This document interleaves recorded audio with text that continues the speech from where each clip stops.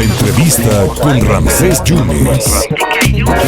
Oiga, es un privilegio platicar con un escritor, periodista joven, que además apoya, pero también es crítico de la Cuarta Transformación, y además es un hombre valiente, porque ha sacado un libro interesantísimo. Se presentó el jueves pasado en la Casa Lam, en la Ciudad de México. Se llama Traición en Palacio, y le agradezco muchísimo el negocio de la justicia en la 4T. Le agradezco muchísimo al escritor y además columnista del Universal, Hernán Gómez Bruera, que está en la línea telefónica. Que sé también, Hernán, que conviviste mucho, platicaste mucho, debatiste mucho con el gran Porfirio Muñoz Ledo. Me gustaría una reflexión acerca de eso y ya empezamos con el libro. ¿Qué le parece, Hernán?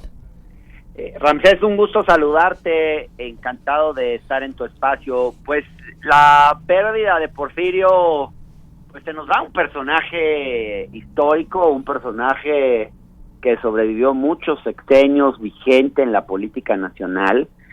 Yo le llamo un genio loco de la política, porque pues la verdad es que era un hombre que desayunaba, comía y cenaba política, que fue, digamos, que tuvo una contribución importantísima a la democracia, pero que también en su locura, pues también fue un hombre de muchos excesos retóricos en ocasiones, y también de una ambición un tanto cuanto desmedida por el poder. Dio algunos bandazos en su vida importantes, pero bueno, increíble la forma en que este personaje se mantuvo vigente tanto tiempo. Yo lo llegué a entrevistar un par de veces, la verdad es que a pesar de que la última vez que lo entrevisté me agarró a gritos y no terminó muy bien la cosa, pues la verdad me siento honrado de haber podido conocer a un hombre como Porfirio Muñoz Ledo. Yo creo que es un personaje histórico que ya está en las páginas de nuestra historia reciente, y yo creo que al final lo vamos a valorar en su justa dimensión. Gracias, Hernán, sí, y se lo dijiste siempre en la cara, por eso digo que es una persona frontal. Oye, Hernán, haces un libro que a mí se me hace extraordinario, 80 entrevistas, ahí hay testimonios. Algunos dirán que algunos son off the records, pero aquí está el testimonio de Traición en Palacio, donde pinta usted de cuerpo entero a Julio Scherer Ibarra, Hernán.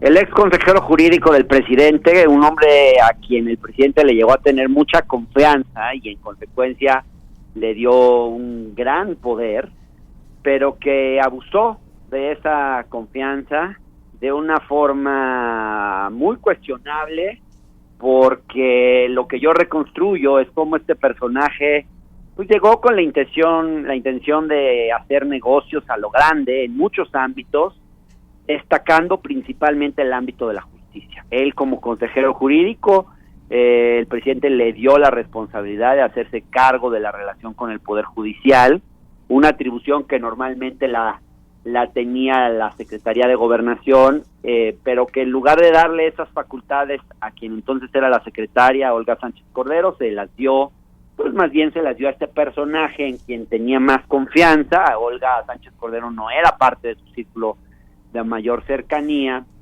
y pues lo que presuntamente hizo este personaje, Julio Scherer Ibarra, hijo de un gran periodista mexicano que es don Julio Scherer García, fue montar una presunta red de extorsión y tráfico de influencias a lo grande, empleando para ello a 4 despachos de abogados conocidos, despachos de élite, en los cuales se manejaron millones y millones de pesos, si no es que de dólares, durante los primeros 3 años de este sexenio.